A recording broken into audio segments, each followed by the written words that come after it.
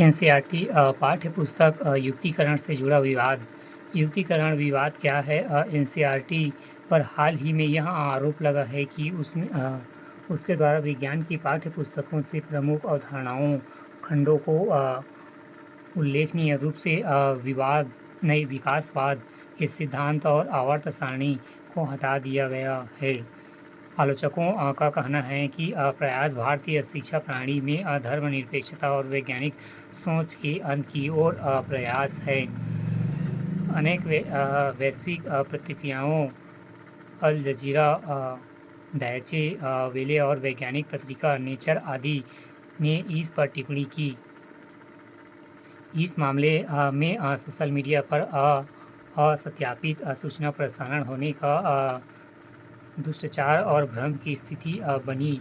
इससे न केवल एनसीईआरटी की प्रतिष्ठा पर प्रतिकूल प्रभाव पड़ा, बल्कि देश की शिक्षा व्यवस्था को लेकर भी संदेह उत्पन्न हुआ। सरकार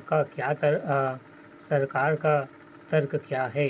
देश की शिक्षा प्रणाली की नकारात्मक छवि को दूर करने के लिए सरकार ने पहल करते हुए इस प्रकार के संदेहों को निरर्थक बताया है और कहा, पाठ्य पुस्तकों के अद्यतन करना एनसीईआरटी द्वारा क्रियान्वयन एवं नियमित प्रक्रिया है। सरकार का तर्क है कि बदलते परिवेश और नवीन शिक्षा नीति के अनुरूप पाठ्य सामग्री को संशोधित किया जाना समय की मांग है। ऑनलाइन शिक्षा के दबाव में स्वाध्याय और सहपाठी अधिगम का महत्व बढ़ा है। सरकार ने एनसीईआरटी को सभी कक्षाओं और विषयों की पाठ्य पुस्तकों के युक्तिकरण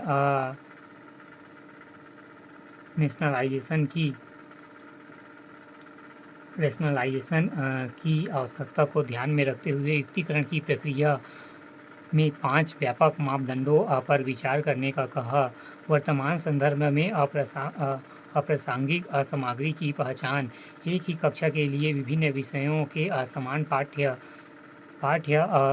सामग्री को ओवरलैपिंग से हटाना, निम्न कक्षा का उच्च कक्षा में समान पाठ्य सामग्री की स्थिति को दूर करना, जटिलता का स्तर कक्षाओं की स्थिति के अनुरूप तय करना, ऐसी पाठ्य सामग्री जिसमें शिक्षकों की सीमित निर्भरता एवं स्वाध्याय या सहपाठी अधिगम पीर लर्निंग संभव हो।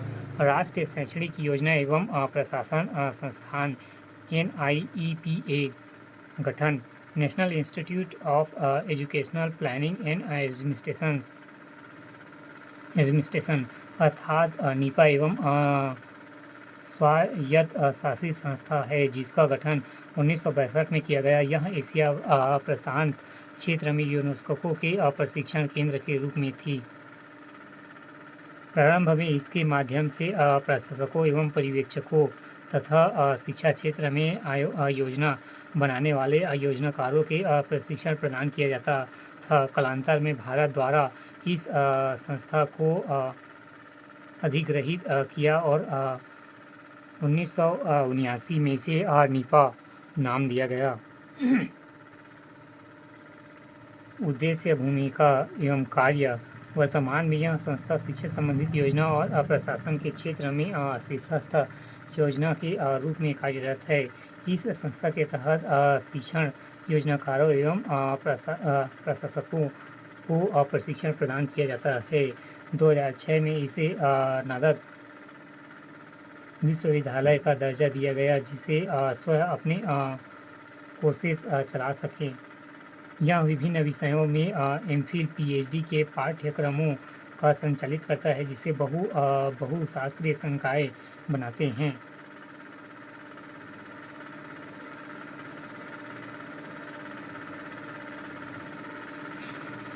यह सामाजिक विज्ञानों के क्षेत्र में विभिन्न शोधों से जुड़ता है और शैक्षणिक संस्थाओं के अनुरूप को बढ़ावा देता है। राष्ट्रीय शिक्षा परिषद द्वारा सुधार हेतु निर्धारित दिशा निर्देश, मापदंड और मानकों की जांच का कार्य करता है।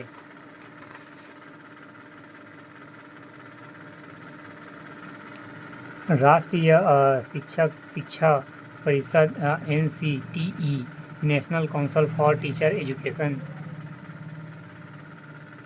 गठन, एनसीईआरटी के सलाहकारी निकाय के रूप में इसकी स्थापना 1973 में की गई। 1993 में एक अलग कानून पारित कर इसे 1995 में यह शिक्षा के संदर्भ में एक स्वतंत्र एवं संवैधानिक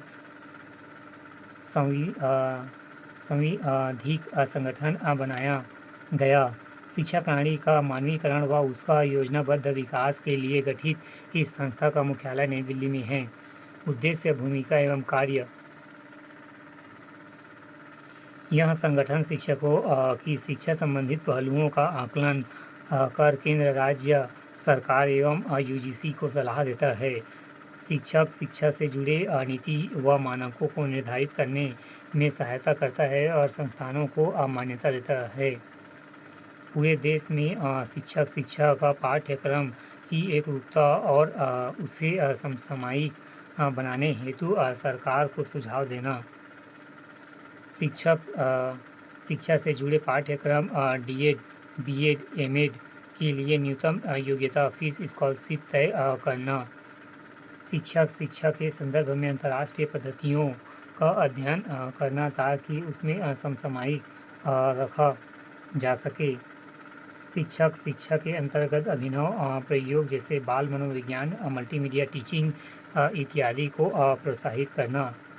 शिक्षा के गौर विद्यालयी आयाम जैसे कि प्रौढ़ शिक्षा, यौन शिक्षा, दूरस्थ शिक्षा इत्यादि के लिए शिक्षकों को तैयार करना। शिक्षकों की व्यावसायीकरण को रोकने के लिए यह संस्था विशेष तौर पर कार्य कर रही है।